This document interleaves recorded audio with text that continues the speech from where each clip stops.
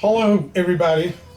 In mathematics, particularly in linear algebra, the Moore-Penrose pseudoinverse is applicable for any matrix that has the list of elements either as real or complex numbers. And it is unique. It is a direct application of singular value decomposition. And let's consider a scenario where you have a matrix X and it belongs to the data set which has m by n rows, and it represents either real or complex numbers, denoted as either R or C.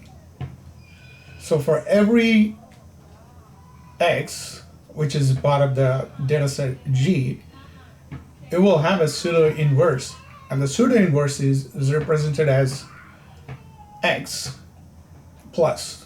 Basically, initially you started with X, which is part of the data set G, which has m by n rows, and now you will have basically X plus, which is the pseudo-inverse, and it is unique.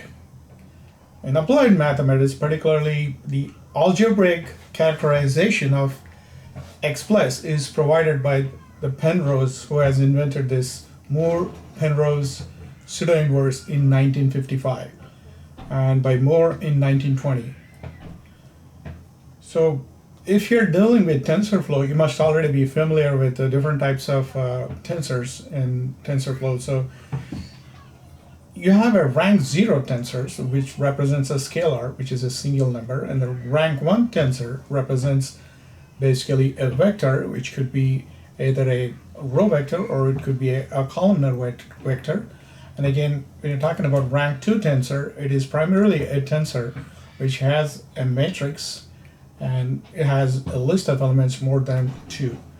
And when you're talking about rank 3 tensor, it has multi-dimensional arrays similar to what you have in NumPy or in PyTorch, and it has any number of multi-dimensional arrays represented as a tensor.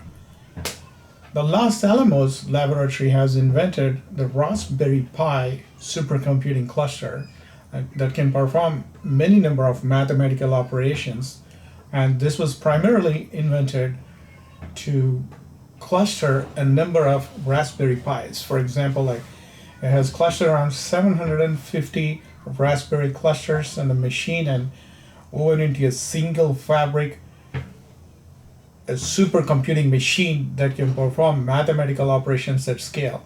And this was only achieved not with Intel Xeon 5 processors that are so expensive, and it has been achieved with the Raspberry Pi computing and an ARM A53 Cortex processor. A chip costs around $35. And basically, if you're going to combine a cluster of these, let's say 150 Raspberry Pi nodes into a single cluster with 750 Raspberry Pi clusters communicating with infinite band network bandwidth, that's going to turn into a supercomputer. And we're talking about a regular supercomputer like Trinity costs around $200 million, but a Raspberry Pi basically could cost anywhere between $18,000 to $20,000, and with that you can perform the mathematical operations at scale. Like for example, we're talking about these tensors, linear algebra, calculus, and different types of